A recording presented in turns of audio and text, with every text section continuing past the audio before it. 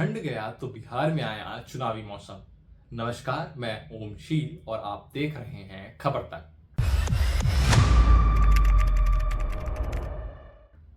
बिहार चुनाव में राहुल गांधी की एंट्री हो चुकी है और बिहार के बेगूसराय से राहुल गांधी ने अपना पहला पदयात्रा शुरू कर दिया है, जिस पदयात्रा में कन्हैया कुमार भी शामिल थे।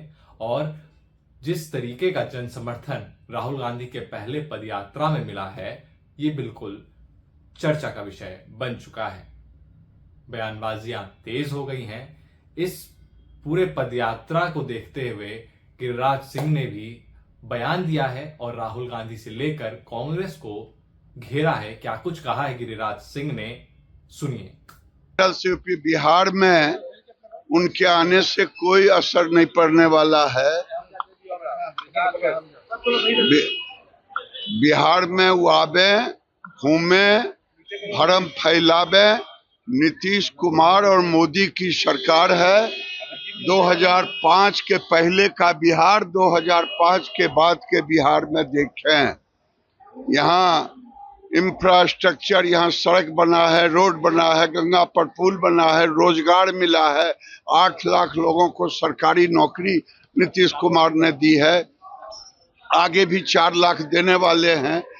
जहां वो जा रहे हैं बेगूसराय में, कल भी मैं कहा, आज भी कह रहा हूं, उनके पिताजी 85 में कह के गए थे कि पेट्रोकेमिकल्स बनाएंगे। 2 बार एमपी बने, कभी नहीं बनाए। और मोदी सरकार 25,000 करोड़ लगा करके वहां रिफाइनरी को बनाए, पेट्रोकेमिकल सब बन रहा है, फर्टिलाइजर बन रहा है, 17 गो पुल बना है। वो क्या देखने जाएंगे? आए, घूमे, जाएं, नौटंकी करें, भरम फैलाएं। उनको भगवा रंग से नफरत है, इसीलिए वो सफेद रंग चुने। मूस मोटैया लोड हुई है, उनके आने से कोई अंतर नहीं। तो ये कहना है बेगूसराय से सांसद गिरिराज सिंह का। देखिए, कहने को तो पैतृक गांव कन्हैया कुमार का बेगूसराय है, लेकिन अगर इतिहास को देखें तो कन्हैया कुमार वहां से कभी चुनाव जीते नहीं है। एक बार सीपीआई के टिकट पर भी लड़े थे, तो वो लोकसभा चुनाव लड़े थे, तो वो नहीं जीत पाए थे। लेकिन अब सवाल यहां पर ये उठता है कि ये जो जन समर्थन राहुल गांधी को मिल रहा है, क्या ये काम कर पाएगा बिहार विधानसभा चुनाव में? क्योंकि जन समर्थन काफी मिले। आपको याद होगा तेजस्वी यादव को भी जन समर्थन, जब जन विश्वास यात्रा जब तेजस्वी यादव कर रहे थे बिहार में, पूरे बिहार में वो यात्रा कर रहे थे, तो जन समर्थन तेजस्वी यादव को ही मिल रहा था। लोकसभा चुनाव के दौरान ये जन विश्वास यात्रा तेजस्वी यादव कर रहे थे, लेकिन वो नतीजों में तब्दील होता नहीं दिखा। वैसे ही अगर ठीक हम चले जाते हैं यूपी विधानसभा चुनाव में, तो अखिलेश यादव जहां जहां रैली कर रहे थे, जहां जहां रोड शो कर रहे थे, अपार जन समर्थन मिल रहा था, जन सैलाब मिल रहा था, लेकिन उसको वोट बैंक में तब्दील कर पाना वो मुमकिन नहीं हो सका। तो क्या ये भीड़ महज भीड़ बन के रह जाएगी?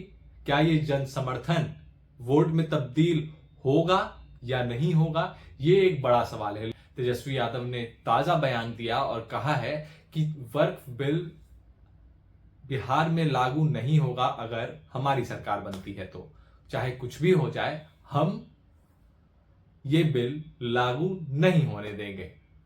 तेजस्वी यादव ने भी क्या कुछ कहा, आप पहले वो सुनिए, उसके बाद हम करेंगे चर्चा।